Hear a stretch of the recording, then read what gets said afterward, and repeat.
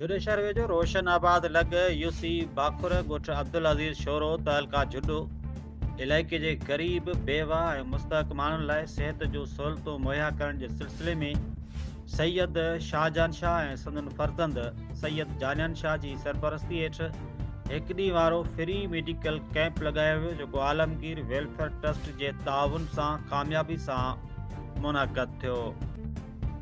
Medical camp दौरान माहिर डॉक्टरनि पारां सभई मरीज़नि जी मुफ़्त तिबी चकास कई वई, जॾहिं त मुख़्तलिफ़ बीमारियुनि में मुब्तला मरीज़नि खे ज़रूरी दवाऊं पिणु बिना कंहिं मुआवज़े जे फ़राहम कयूं वयूं। कैंप में ख़ासि तौर ते औरतुनि, ॿारनि, बुज़ुर्गनि ऐं मज़दूर तबिके वॾे अंग में शिरकत कई ऐं सिहत जूं सहूलियतूं हासिलु कयूं। इलाइक़े वासियुनि ॿुधायो त महांगाई जे दौर में ग़रीब माण्हुनि लाइ इलाज कराइण इंतिहाई मुश्किल थी वियो आहे। अहिड़ी सूरत हाल में सैयद शाहजहान शाह, संदन फर्ज़ंद सैयद जानियान शाह ऐं आलमगीर वेलफेयर ट्रस्ट पारां लॻायल फ्री मेडिकल कैंप संदन लाइ वॾी नेमत साबित थियो आहे। बहितरनी मरीज़नि चयो त खेनि पहिरियों भेरो पंहिंजे ॻोठ जे वेझो माहिर डॉक्टरनि खां मुफ़्त इलाज मिलियो आहे। कैंप दौरान ॻाल्हाईंदे सैयद शाहजहान शाह चयो त इंसानियत जी ख़िदमत ई सभ खां वॾी इबादत आहे।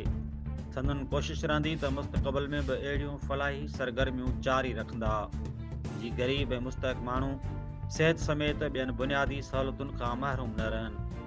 हुन चयो त समाज जी भलाई लाइ सभिनी साहिब हैसियत माण्हुनि खे अॻिते अचणु घुरिजे।